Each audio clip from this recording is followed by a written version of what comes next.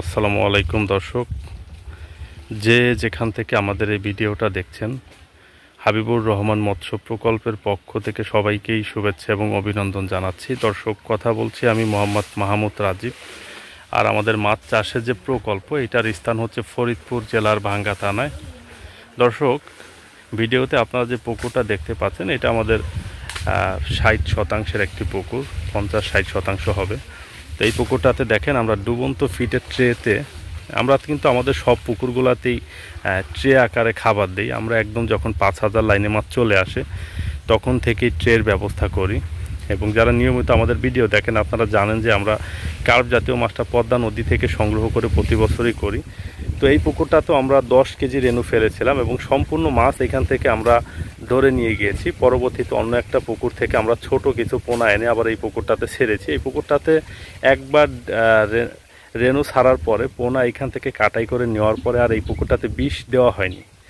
তো বিষ দিয়েও না হওয়ার কারণে এই পুকুরটাতে আমরা অনেক বোয়াল, চিতল, এই মাছগুলো, রাক্ষসী মাছগুলো পেয়েছিলাম। সেই মাছগুলো আমরা বেছে বেছে আমাদের এই পাশেই যে বিল আছে, এই বিলে ছেড়ে দিয়েছিলাম। কিন্তু আমার যেটা ধারণা যে 2-4টা বোয়াল মাছ হয়তো এখনও আমাদের এই পুকুরটাতে আছে। তো আপনারা ভিডিওর শুরুতেই দেখেছেন যে আমাদের রুই কাতলা মাছের পোনাগুলো লাভ দিয়ে চতুর্দিকে ছড়াই ছিটাই পড়তেছে।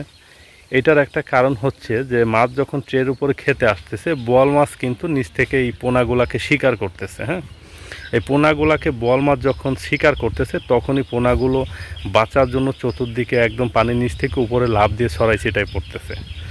তো দর্শক, অনেক চাষি ভাইরা আছেন যে শখ করে তাদের কার্প জাতীয় মাছের সাথে, ছোট পোনা মাছের সাথে বোয়াল, চিতল, আইর এই টাইপের মাছগুলো ছাড়েন। তো আইর মাছটা হচ্ছে ভয়ঙ্কর, আসলে নীরব একটা ঘাতক হিসাবে বলি আমরা, যে পুকুরে সব থেকে তলায় থাকে এবং তলার মাছগুলো ওই দেখতে পাচ্ছেন মাছটা, বোয়াল মাছটাও প্রায় দেখা যাচ্ছিল। আইর মাছ হচ্ছে যে পুকুরের তলায় থাকে এবং নীরব ঘাতকের মতো একটা একটা করে দৌড়ে দৌড়ে মাছগুলোকে খেয়ে ফেলে। এবং সব থেকে রাক্ষস হচ্ছে দর্শক চিতল মাছ। চিতল মাছের হজম প্রক্রিয়া সব থেকে দ্রুত আসলে সম্পন্ন হওয়ার কারণে এই এখন কিছু মাছ খেলো, এগুলাকে দ্রুত হজম করে ডাইজেস্ট করে ফেলেই আবার খাওয়া শুরু করে। আর বোয়াল মাছের বিষয় হচ্ছে ওর মুখ দিয়ে যে সাইজটা ঢোকে ওইটাইও খেয়ে নেয়। দর্শক, এই মাত্র দেখলেন যে মাছগুলো কীভাবে লাভ দিল। এর অর্থ হচ্ছে মাছকে, বোয়াল মাছ কিন্তু সমানে, দেখেন সমানে কিন্তু আসলে মানে এই মাছগুলোকে শিকার করতেছে আর খাচ্ছে। এখন আমার হিসাব হচ্ছে আমাদের এত দামি পোনা, দেখেন এই পুকুরে যদি 2-4টা বোয়াল মাছ থাকে, এক একটা না হয় 5 কেজি হবে, তাতেই আসলে লাভ কি? এটা টোটালটাই লস। এই কার্প জাতীয় মাছের সাথে রাক্ষসে মাছ চাষ করাটার আমি কখনো পক্ষ ছিলাম না, এখনও নাই, আর ভবিষ্যতেও থাকবো না। এটার কারণ হচ্ছে আমি জানি যে 2 কেজি খাবার, 3 কেজি কেন 5-10 কেজি পোনা খেয়েও কখনো 1 কেজি আসলে রাক্ষসে মাছ উৎপাদন হয় না। এটা হয় না আসলে, যে যত থিওরিতেই বোঝাক না কেন হয় না। শৈল মাছটা কিছুটা হয়, কিন্তু বোয়াল বলেন, চিতল বলেন, আইর বলেন, এইগুলা হয় না। অনেক ক্ষেত্রে দেখা যায় এইগুলা হচ্ছে বিশেষ করে হাওর বাওরের মাছ। কারণ হাওর বাওরে দেখেন যে প্রচুর পরিমাণে চেলা চান্দা মাছ থাকে, যেগুলো আসলে আনকাউন্টেবল এবং হিসাবের বাইরে। ওইগুলা 20 কেজি খাইলো না 30 কেজি খেয়ে 1 কেজি হলো, সেটা তো দেখার বিষয় না। ওখানে আল্লাপাক দিচ্ছেন, ন্যাচারালি হচ্ছেন, মিলিয়ন মিলিয়ন অবাঞ্ছিত মাছ হয়, ওরা যত খুশি খায়, খেয়ে খেয়ে মনে করেন যে বড় হয়। এটা একটা বিষয়। কিন্তু পুকুরে তো আর চাইলে এরকম মিলিয়ন মিলিয়ন অবাঞ্ছিত মাছ উৎপাদন করা সম্ভব না। এখানে তো আমরা একটা নির্দিষ্ট পরিমাণে মাছ ছাড়ি, সেইগুলাকে কিন্তু আসলে ধরে ধরে এইভাবে বোয়াল মাছে কিন্তু খেয়ে ফেলে। আমাদের এই পুকুরটাতে দর্শক, আমার যেটা ধারণা, এর আগে আমরা খৈল দিয়েছিলাম, খৈল দিয়ে একদম ভাসিয়ে সব মাছ ধরে নিয়েছিলাম এই পুকুর থেকে।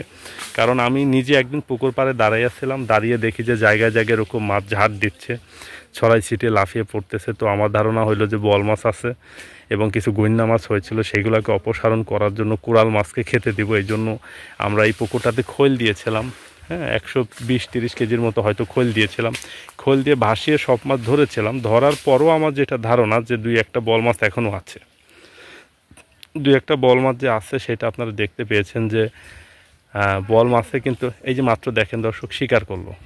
এখন কিন্তু ওরা কিন্তু এইভাবে মুখ দিয়ে থাবা দিয়ে কিন্তু একটা মাছ ধরে নিয়েছে এবং বাকি মাছগুলো ছড়াই ছিটাই গেল। তো এই জন্য যারা আসলে শখের বসে কার্প জাতীয় মাছের সাথে বোয়াল, চিতল, আইর এই জাতীয় মাছ ছাড়েন, শৈল, গজার, তাদেরকে সতর্ক করছি যে এই শখটা থেকে অন্তত আপনারা একটু বিরত থাকুন। না হলে আসলে আপনাদের অজান্তেই যে আসলে আপনাদের কী পরিমাণ মাছ আসলে রাক্ষসী মাছ খেয়ে নিধন করবে, এটা আপনারা কল্পনাই করতে পারবেন না। তো দর্শক, এই ক্ষুদ্র পরামর্শে যদি কোনো চাষি ভাইয়ের উপকার হয় তাহলেই কেবল ভিডিওটা করার সার্থকতা থাকবে। সবার সুস্বাস্থ্য এবং দীর্ঘায়ু কামনা করে আজকের ভিডিওটা এখানে শেষ করব। যারা ফেসবুক থেকে আমাদের ভিডিওটা দেখতেছেন, আমাদের ফেসবুক পেজটাকে ফলো করে আমাদের সাথে থাকবেন, এবং ইউটিউব থেকে যারা ভিডিওটা দেখছেন আমাদের ইউটিউব চ্যানেলটাকে সাবস্ক্রাইব করে আমাদের সাথেই থাকুন। হাবিবুর রহমান মৎস্য প্রকল্প নামক আমাদের এই চ্যানেলটিতে এবং পেজটিতে আপনারা মাছ চাষ বিষয়ক নানান ধরনের তথ্য এবং পরামর্শ পাবেন, যেটাতে আপনাদের চাষ ব্যবস্থাপনার কিছুটা হইলেও উপকার হবে। দেখেন, আমি খুব বেশি একজন এক্সপার্ট লোক বিষয়টা তাও না। মাছ চাষ করতে করতে সেই 14 সাল থেকে আমরা চাষ করতেছি। একজন প্রান্তিক পর্যায়ের চাষি থেকে এখন আমাদের 23টা পুকুরে চাষ হয়েছে। তো এখনও আমি আমার নিজেকে প্রান্তিক পর্যায়ের চাষি মনে করি, এবং আমি আসলে চাষ করতে করতে আমার যে ভুলগুলা হয়েছে, যেই ভুলগুলা থেকে আমি যে শিক্ষাগুলো পেয়েছি সেইগুলাই বেসিক্যালি আমার ভিডিওর মাধ্যমে আমি তুলে ধরতেছি। এইগুলা থেকেই দেখা যায় যে প্রান্তিক পর্যায়ের চাষি বা নতুন চাষি, পুরনো চাষি, অনেক অভিজ্ঞ চাষিরাও কিন্তু এগুলা থেকে উপকৃত হতে পারেন। এই বিষয়টা মাথায় রেখেই আসলে আমাদের ভিডিও কার্যক্রমটা সম্পন্ন করি আমরা। তো দর্শক, সবাই ভালো থাকেন, সুস্থ থাকেন, আর এই ভিডিও দেখে উপকার হলে আমার জন্য দোয়া করবেন। দেখেন, মাত্র মাছ ধরলো। এইভাবে যদি সারা দিন ধরতে থাকে, হিসাব করে দেখেন তো কত পরিমাণে মাছ ধরে খায়। একটা ভাবেন তো, অগণিত পরিমাণে মাছ আসলে ধরে খেয়ে ফেলে এইভাবে। ভালো থাকবেন সবাই। আসসালামু আলাইকুম।